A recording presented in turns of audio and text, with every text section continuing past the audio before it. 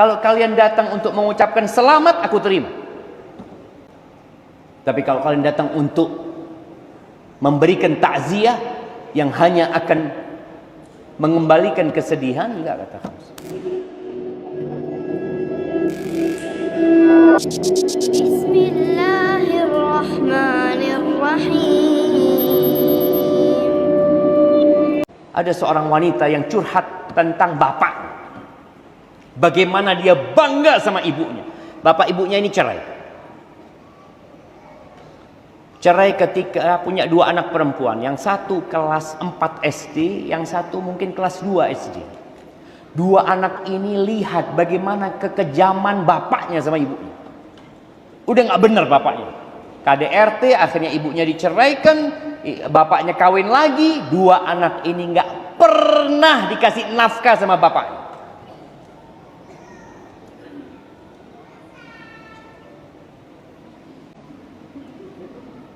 Jemaah, banyak orang mengeluh menjadi single parent.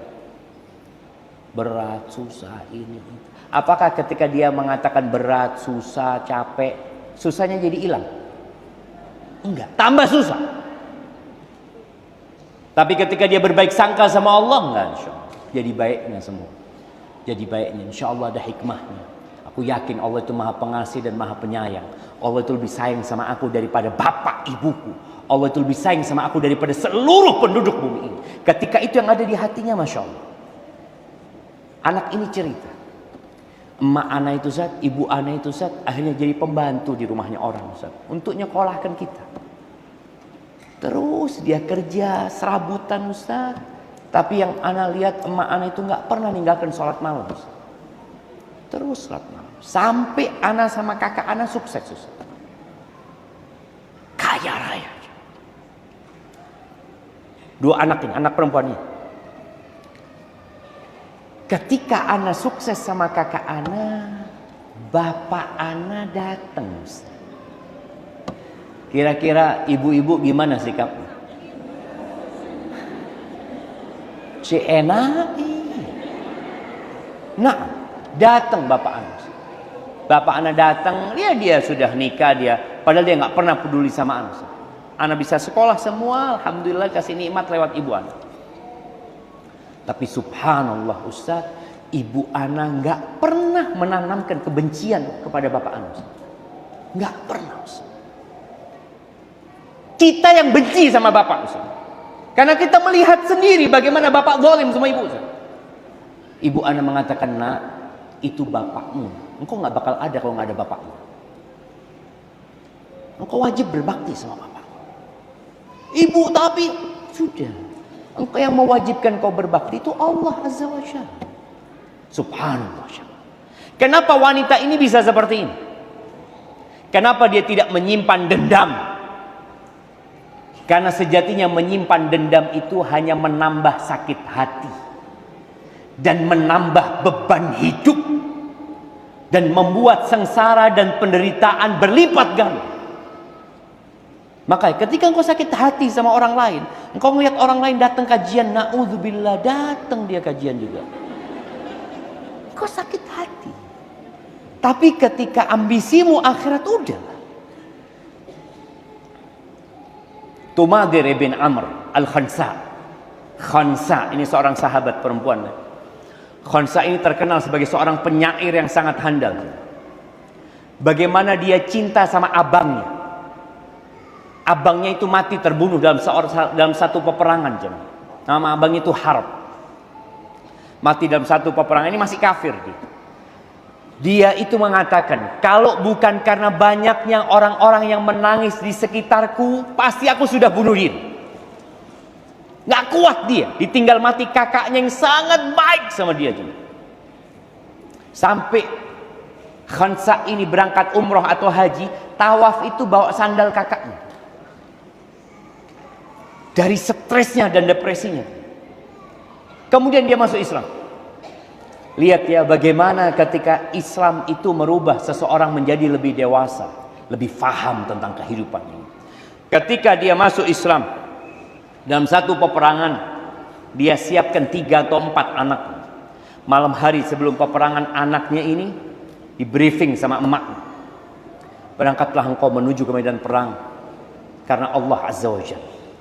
Bunuhlah musuh-musuh Allah Azza wa Jalla. Jangan pernah mundur, kata ibunya. Subhanallah, anaknya berangkat empat-empatnya. Empat-empatnya tewas di jalan Allah Azza wa Jalla. Lihat bagaimana ketika dia ditinggal mati abangnya dan ketika ditinggal mati sama anaknya. Dia bersyukur kepada Allah dengan kematian anak-anak karena mereka mati syahid. Dia berharap dikumpulkan bersama anak-anaknya di surga Allah Azza wa Jalla. Orang-orang datang mau takziah ke rumahnya, Khansa. Biasalah ada orang kena musibah, orang takziah. Kata Khansa, kalau kalian datang untuk mengucapkan selamat, aku terima. Tapi kalau kalian datang untuk memberikan takziah yang hanya akan mengembalikan kesedihan, enggak, kata Khansa. Kenapa dia bisa berubah? Iman, jamaah. Kita nih yang lahir Islam, yang kadangkala sekolah di sekolah Islam, tapi kadangkala iman kita itu nggak berbungkus ilmu, sehingga kita melihat musibah-musibah dunia ini seakan-akan ya Allah tidak kuat kita orang ini itu. Kemana engkau? Ini bukan tempat tinggal.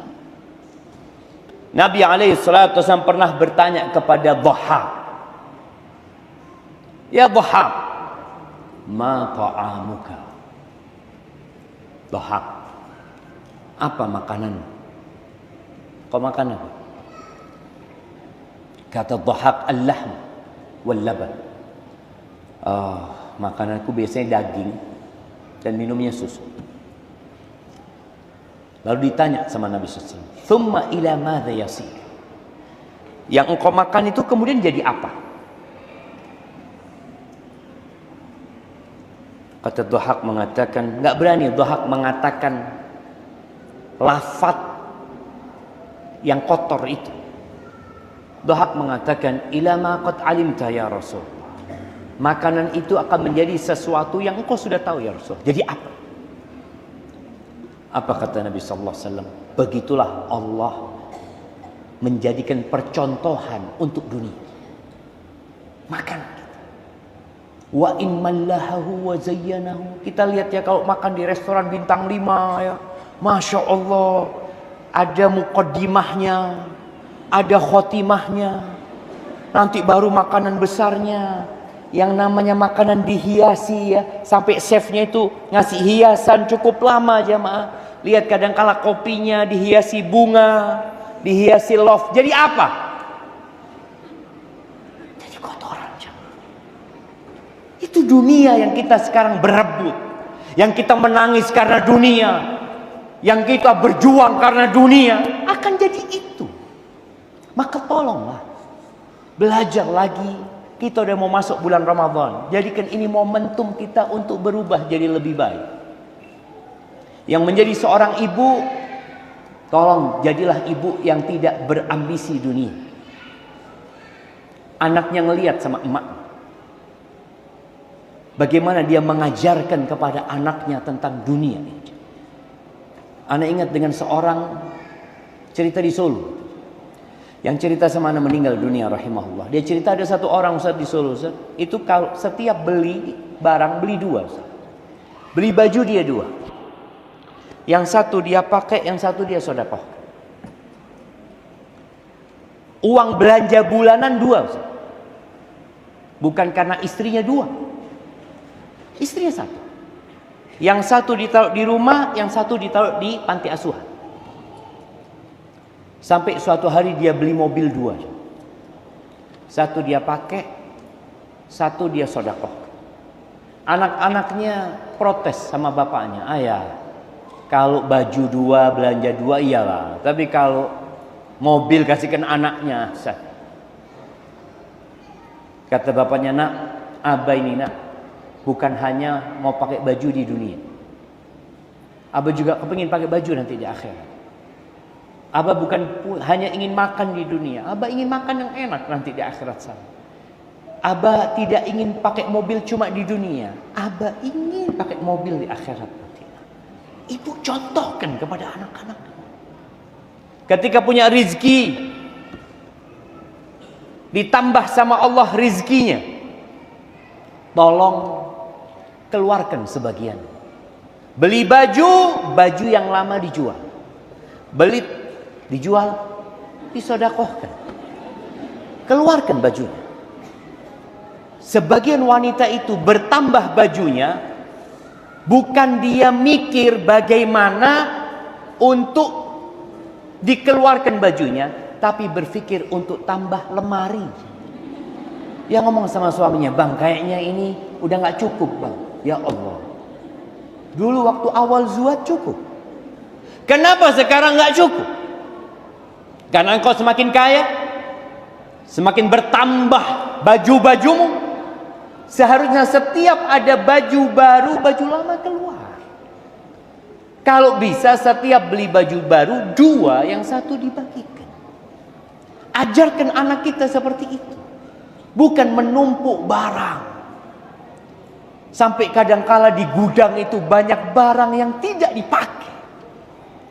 Maka sebelum Ramadan, kau duduk sama anak-anakmu, mulai keluarkan barang-barang itu. Bukan cerita nambah barang, tapi mengeluarkan barang. Karena sejatinya kita nggak lama dalam kehidupan dunia. Ahibati fillah, yang terakhir, ada doa yang diajarkan Rasul sallallahu alaihi wasallam yang sering beliau bacakan untuk para sahabatnya ketika beliau bermajlis dengan para sahabat. Beliau berdoa mengatakan seperti ini. Allahumma qsim lana min khasyatika ma tahulu bihi bainana wa baina ma'asi. Ya Allah, bagikan buat kami rasa takut kepadamu. Nabi minta rasa takut. Kita banyak minta rizki, kita banyak minta kenyamanan. Nabi minta sama Allah rasa takut kepada Allah, yang dengannya engkau halangi aku dari berbuat kemaksiatan. Karena ada orang tahu haram tapi tetap dilakukan. Tahu nggak boleh tapi tetap dikerjakan. Tahu kewajiban tapi ditinggalkan. Karena nggak ada rasa takut. Maka minta rasa takut kepada Allah Azza wa Jalla. Yang kedua, wa min ta'atika ma tuballighuna bihi jannatak. Dan bagikan buat kami rasa takut kepadamu. Bagikan buat kami ketaatan kepadamu. Semangat ibadah, semangat baca Quran, semangat sholat sunnah, semangat berbagi. Minta sama Allah supaya dibagikan ketaatan yang dengannya kita disampaikan ke surga Allah Azza wa Jalla. Wa minal yaqin ma tuhawwinu bihi masaibad dunya. Dan bagikan buat kami rasa yakin, keyakinan kepada Allah, keyakinan atas hikmah Allah, keyakinan akan rahmat Allah, keyakinan dengan kebesaran Allah, keyakinan bahwa semua sudah ditakdirkan sama Allah. Yang musibah-musibah dunia jadi ringan. Ada orang yang kalau dikasih nasihat suruh sabar, dia mengatakan, iya enak ngomong. Coba engkau kena musibah kayak aku. Sering itu terjadi. Nabi SAW pernah lewat seorang wanita yang lagi nangis di atas kuburan anaknya. Rasulullah SAW mengatakan, isbiri wahtasibi. Bersabarlah engkau dan berharaplah pahala kepada Allah Azza wa Jalla. Atau ittaqillah wasbiri. Bertakwalah kepada Allah dan sabarlah engkau. Apa kata wanita ini? Ilaika anni. Sana kau, enggak usah ngurusin aku. Fa innaka lam tusab bi musibati. Engkau ngomong kayak gitu karena engkau enggak kena musibah seperti aku. Sudah sana. Perempuan ini enggak tahu kalau itu Rasulullah SAW. Ketika udah lewat, Nabi SAW dia enggak rame-rame, udah ditinggal Nabi SAW. Dikasih tahu sama sahabat, itu tadi Rasulullah SAW. Langsung shock perempuan ini. Dikejar Nabi SAW sudah sampai rumahnya. Dia mengatakan, ya Rasulullah, aku minta maaf, aku nggak tahu kalau tadi itu engkau. Apa kata Nabi SAW? Innamas sabru inda sadmatil ula. Sabar yang sebenarnya itu adalah sabar ketika hempasan pertama. Awal kena musibah, bagaimana sikapmu itu yang menentukan. Ada orang yang kena musibah dikatakan suamimu meninggal dunia. Alhamdulillah, ruwet itu rejah memang. Selesai sudah. Ini berarti bukan musibah, karena dia senang. Musibah itu tidak menyenangkan. Walaupun sebenarnya bala dari Allah itu yang menyenangkan dan tidak menyenangkan ujian. Tapi ada orang yang cinta sama suaminya, yang cinta sama anaknya. Tahu-tahu dia dapat berita yang menyedihkan. Ketika dia dengar berita itu, dia mengatakan, Inna lillah wa inna ilaihi raji'un. Allahumma ajurni fi musibati wa akhlif li khairan minha. Ini jamaah, kena musibah apapun bukan hanya ditinggal mati. Mungkin musibah urusan harta, urusan anak-anak yang gak nurut mungkin ya. Maka ingat sama Allah Azza wa Jalla. Yang menyebabkan orang itu mampu mengatakan itu karena ada keyakinan sama Allah. Innalillah. Tapi kalau keyakinan itu lemah, umpamanya dokter mengatakan engkau kena kanker stadium 4 sudah. Ya Allah, apa dosaku ya Allah? Dia merasa seakan-akan orang itu dikasih musibah karena dosa. Belum tentu. Orang yang paling berat cobaan itu para nabi. Kita tahu bagaimana Nabi Yunus ditelan sama ikan.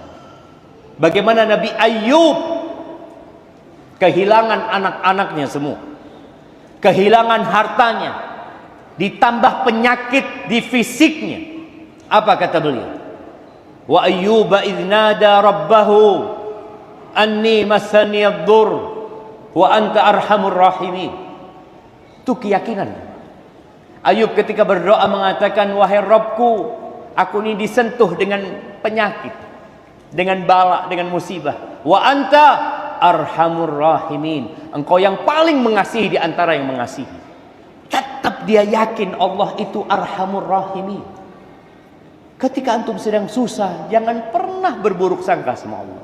Antum panggil Allah, ya arhamar rahimin. Ya Allah, engkau yang paling pengasih ya Allah. Musibah yang menimpaku ini adalah tanda kasih sayangmu kepadaku ya Allah. Nah, jangan. Allah kalau cinta sama hambanya itu dikasih bala. Cuma kita butuh keyakinan itu, minta sama Allah Azza wa Jalla. Wa minal yaqin ma tuhawwinu bihi alaina masa'ibad dunya wa matti'na bi asma'ina wa absarina wa quwwatina ma ahyaitana waj'alhu alwaritha minna. Ya Allah, jadikan kami bisa menikmati pendengaran kami, penglihatan kami, kekuatan kami selama kami hidup, dan jadikan itu pewaris kami. Nabi minta SAW sampai mati sehat. Karena ada orang bertambah umur pendengarannya berkurang, bertambah umur penglihatannya berkurang, bertambah umur nggak bisa sujud, nggak bisa ruku, udah sakit semua kakinya, berat gerak-geriknya. Nabi SAW minta kepada Allah mati dalam kondisi sempurna fisik. Nggak apa-apa. Karena di antara tujuannya supaya tidak merepotkan orang lain. Nabi juga berlindung di hadis yang lainnya, Allahumma inni a'udzubika an uradda ila ardhalil umur. Ya Allah, jangan sampai aku dikembalikan ke umur yang rendah, yang pikun ya. Kita minta sama Allah.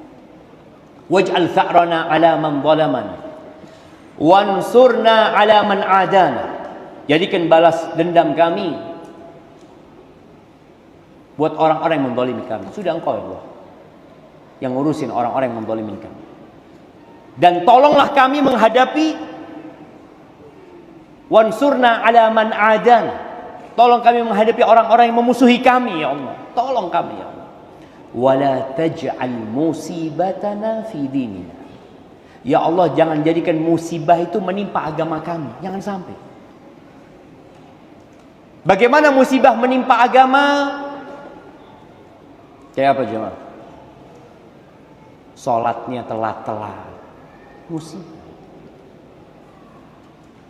Kita yang seharusnya satu hari hatam 1 juz, baca 1 juz, hari itu kita ya Allah nggak baca, nah ya Allah sibuk dengan handphonenya, musibah. Berdoa minta jangan jadikan musibah kami menimpa agama kami. Wala taj'al musibatana fi dinina wala taj'alid dunya akbar hammina. Jangan jadikan dunia itu ambisi kami yang paling besar. Wala mablagha ilmina. Dan jangan jadikan ilmu kami itu hanya untuk dunia, jangan sampai. Wala taj'al musibatana fi dinina wala taj'alid dunya akbar hammina wala mablagha ilmina wala tusallit alaina man la yarhamuna. Dan janganlah engkau jadikan penguasa kami orang-orang yang tidak sayang sama kami.